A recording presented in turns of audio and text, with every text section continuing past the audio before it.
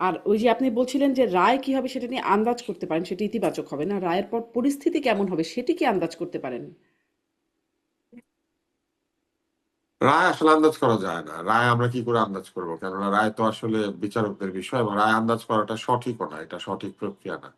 আগে থেকে রায় বলা কিংবা আগে থেকে রায় নিয়ে চিন্তা ভাবনা করা, তবে নিশ্চয়ই কঠোর দণ্ড হবে, এটা তো ভাবার কোনো হুম, কারণ নাই হুম। যে এই আদালত, যে আদালত বিচার করছে তার প্রতি কোনো কারণে সফট হবে, এটা তো ভাবার কথা না।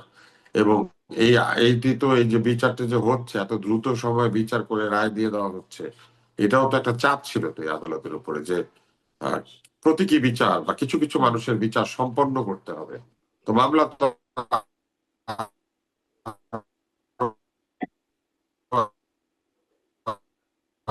একটু কানেকশনের সমস্যা হচ্ছে। একটু কানেকশনের সমস্যা হচ্ছে ডাক্তার আব্দুল তুষার, আমি আসি আপনার কাছে। আমি একটু আনিস আলমগীরকে বিচার শুনি। সম্পন্ন করার চাপ তৈরি। যারা যারা আহত নিহত হয়েছেন হুম। তারাও তো বলছেন, তাই না? তো রায় তো খুব মানে প্রীতিকর হওয়ার কথা না। জি, ধন্যবাদ ডাক্তার আব্দুল তুষার। একটু কানেকশনেও সমস্যা হচ্ছিল, যদিও সেটা এখন চলে গেছে। আনিস আলমগীর, আপনার কাছ থেকেও শুনি যে আপনি কি মানে আপনি কি মনে করতে পারেন রায়ের বিষয়ে কোনো আন্দাজ করতে পারেন কিনা?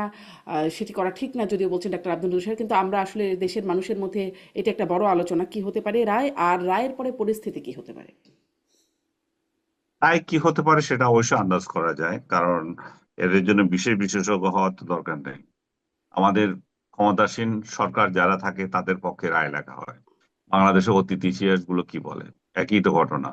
এবং এই রায় কি হবে সেটা বিচারক এবং তার আইনজীবী, শেখ হাসিনার আইনজীবীর আলাপের মধ্য দিয়ে ফুটে উঠেছে। এবং শেখ হাসিনা নিজেই এই যে কয়দিন ধরে আপনি যে সমস্ত ইন্টারভিউ দেখছেন, সেখানেও একই আশঙ্কা করছেন। আমি আজকে ওনার ভয়েসে শুনলাম, কার সাথে কথা বলছে জানি না, যে বলছে যে যে উকিলটাকে দেওয়া হয়েছে আমার তরফ থেকে, সে শুরুতে ভালো ভালো কথা বলেছিল, আমি আমি শুনতে ভালো লাগছিল আমার। পরবর্তীতে আমি দেখলাম যে আদালতে বিচারকের সঙ্গে উনি যে কথা বলছেন, সেখানে বলছেন যে রায় তো কি হবে আমরা জানি, বা এটাতে সাজানো একটা মানে ঘটনা ঘটবে, সে ধরনের একটা ইঙ্গিত শেখ হাসিনা দিয়েছেন। তো সেক্ষেত্রে শেখ হাসিনা নিজেই আশঙ্কা করছেন যে কঠোর ধরনের এক ধরনের সাজা হবে, এবং সেটা সাজানো বলে আহ উনি উনি উনি মনে করেন। আমি রায় বিশেষজ্ঞ নয়, সাজানো কিনা এটা বলতে পারি না, কিন্তু এটুকু আপনাকে বললাম যে বাংলাদেশে ক্ষমতাসীন যারা থাকে তাদের ইশারা ইঙ্গিতে রায় লেখা হয়, এবং অতীত হয়েছে। ভবিষ্যতে আমরা চেয়েছিলাম যে এই এই অবস্থা থেকে একটা উত্তরণের জন্য, কিন্তু সেটা এখনো হয়নি। শুধুমাত্র সিটি ব্যাংকে অ্যাকাউন্ট থাকলেই করতে পারবেন গুগল পে, তাই অ্যাকাউন্ট খুলুন আজই। ভবিষ্যতে হবে কিনা আমি জানি না। আর রায়ের পরে কি হবে সেটা কঠিন ব্যাপার, কারণ এই মাত্র কয়দিন আগেই তারা একটা বড় ধরনের ডেমনস্ট্রেশন করলেন, যেটা আব্দুল তুষারও বলছিলেন যে আমাদের এখানে অ্যাট্রোসিটি বা মারামারি, কাটাকাটি, হত্যা বা এটি এটি কি বলে গাড়ি পোড়ানো, এগুলা দিয়ে আবার বিচার করা হয় সফল হলো কি না হলো। বাস্তবে তো এটা হওয়া উচিত না। পার্টিসিপেশন দেখা উচিত মানুষের কতটুকু আছে, কিন্তু মানুষের পার্টিসিপেশন তো আপনি এখানে রাজনৈতিক দলগুলো যারা এই আহ্বান করেছে তারা নিজেরাই বসে আছে কোথায়?